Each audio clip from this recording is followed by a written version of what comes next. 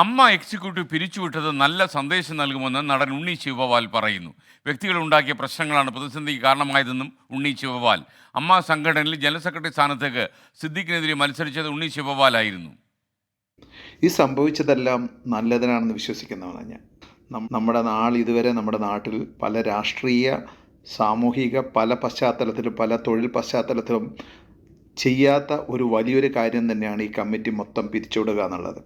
പക്ഷേ ആ മെമ്പേഴ്സ് എല്ലാം അമ്മയ്ക്ക് ശക്തമായ നല്ല ഒരു മെസ്സേജ് സമൂഹത്തിന് കൊടുക്കാൻ പറ്റുമെന്ന് അടിവരയിട്ട് തെളിയിച്ച ഒരു മെസ്സേജ് തന്നെയാണ് ഈ രാജി.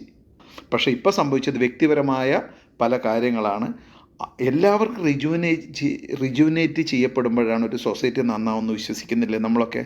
എങ്കിൽ ഇതൊരു മാറ്റത്തിന് തുടക്കമാണ്. ലോകത്തിന് തന്നെ അമ്മ മാതൃകയാണ് ഇപ്പോൾ.